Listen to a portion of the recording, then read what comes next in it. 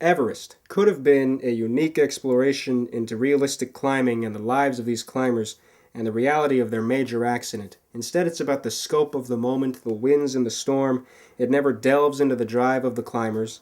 We never get to know them. It's not even well made. We never feel like we're on Everest with these climbers. The 3D, I guess, was made to cover up the poor quality, and instead it made it worse. Everest is a cheat and a bore. Pan. Director Joe Wright made masterpieces The Soloist and Atonement.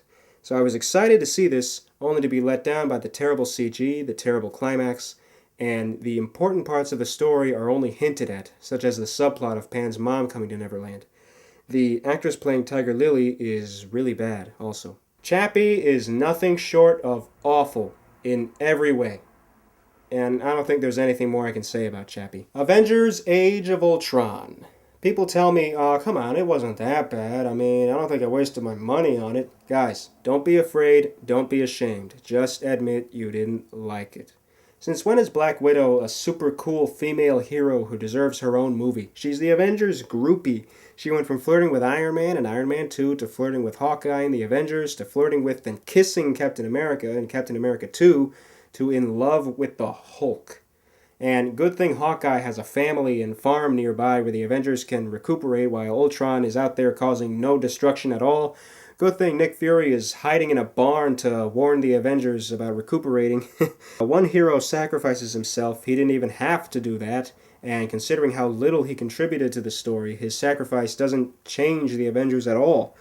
And can you believe people refused to accept Electro as a villain in The Amazing Spider-Man 2, but did accept the CG metal crap Ultron as a villain in The Avengers 2 with all his idiotic lines and lame tamper? Pixels. A lot of people say it's a Futurama ripoff. My response to that is Futurama sucks, and I saw that episode of Futurama.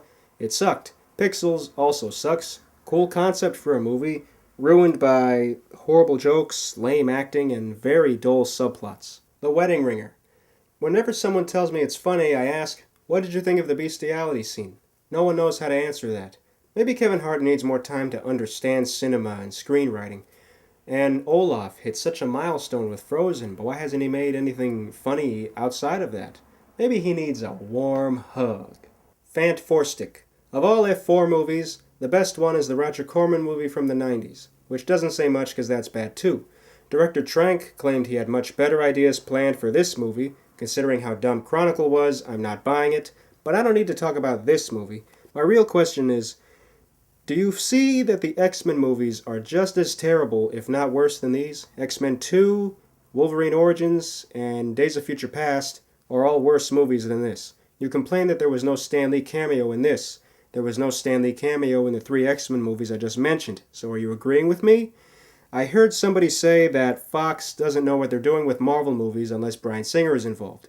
So are you saying that if this were the same movie with Bryan Singer's name somewhere in the credits, you would like it? Is that what I'm hearing? Goosebumps. It could have been a spooky homage, a fun throwback, or even a funny spoof. It's none of these things. A unique premise about an author's books coming to life, and it's treated with no care.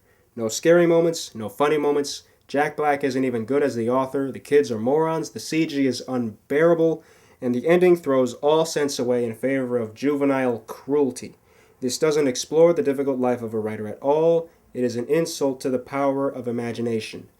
So there you have it, the worst movies of 2015. This list was exhausting to do, so hope tomorrow is a better day. Take care, everybody.